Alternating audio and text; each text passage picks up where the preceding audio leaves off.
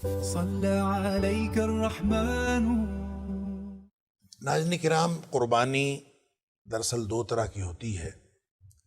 عربی زبان میں ایک قربانی کو اضحیہ کہتے ہیں اور ایک کو ہدی کہتے ہیں۔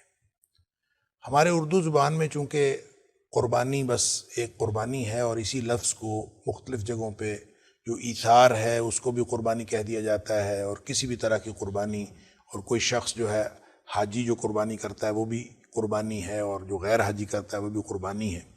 اور قربانی کو بہت ساری جگہ کوئی شخص ویسے ہی اگر کوئی چیز جو ہے وہ کسی کے لیے ایثار کا مظاہرہ کرے تو ہم کہتے ہیں اس نے بڑی قربانی دی ہے۔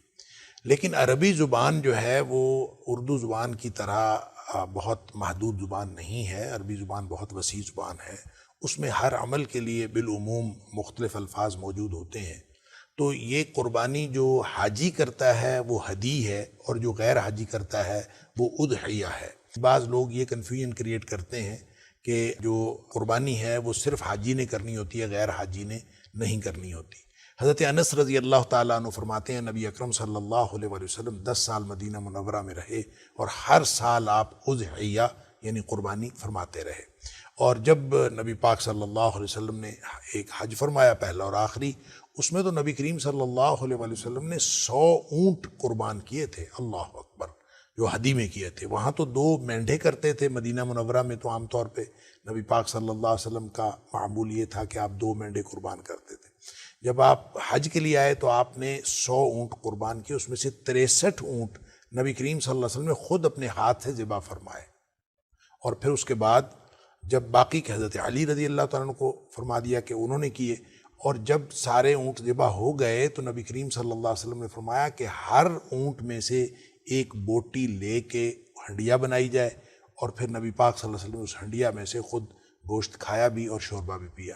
آپ اندازہ کیجئے یہ فضیلت ہے قربانی کرنے کی اور قربانی کے گوشت کی۔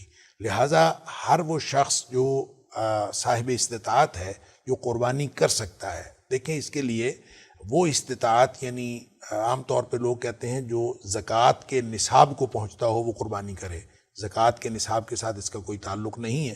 تو جو شخص بھی یعنی صاحب استطاعت ہے قربانی کر سکتا ہے، اس کو قربانی کرنی چاہیے۔ اور جب وہ قربانی کرتا ہے، یہ نبی پاک صلی اللہ علیہ وسلم نے فرمایا یوم النحر، جو عید والا دن ہے، عید الاضحیٰ والا دن، اس دن قربانی سے بڑا کوئی عمل نہیں ہے، یعنی جتنے بھی اعمال کیے جاتے ہیں سب سے بڑا عمل جو ہے وہ قربانی ہے۔ اب سوال یہ پیدا ہوتا ہے کہ کیا قربانی گھر والے، تمام گھر والوں کی طرف سے ایک قربانی کافی ہے، یا پھر مختلف قربانیاں کرنا ضروری ہے؟ اس کے لیے میں عرض کر دوں کہ نبی اکرم صلی اللہ علیہ وسلم نے تمام گھر والوں کی طرف سے صاحب خانہ جو سربراہ خاندان ہے اس کی طرف سے ایک قربانی کافی، نبی پاک صلی اللہ علیہ وسلم جو حکم فرمایا، تو ایک قربانی کافی ہے۔ مثلاً اس سے کیسے پتہ چلے گا؟ گھر کے بہت مختلف بچے ہیں اور وہ اگر شادی شدہ بھی ہیں تو کیسے پتہ چلے گا کہ کس کس نے الگ قربانی کرنی ہے اور کس نے نہیں کرنی؟ جس قربانی کو نبی کریم صلی اللہ علیہ وسلم نے ضروری قرار دیا ہے وہ تو یہ ہے کہ اگر سارے لوگ ایک ہی کچن سے کھانا کھاتے ہیں اور گھر کا ایک ہی کچن ہے تو پھر وہ گھر کی طرف سے ایک قربانی کافی ہوگی۔ البتہ اگر کوئی صاحب حیثیت ہے تو وہ ایک سے زیادہ قربانیاں کر سکتے ہیں۔ سارے بچے اپنی اپنی جگہ پہ قربانیاں کرنا چاہیں تو کر سکتے ہیں، اگر وہ کمائی کماتے ہیں تو وہ اپنی اپنی جگہ سے کر سکتے ہیں۔ لیکن جو ضروری ہے وہ ایک کچن میں کھانا کھانے والے، ایک گھر میں رہنے والے، ان سب کی طرف سے ایک قربانی کافی ہے۔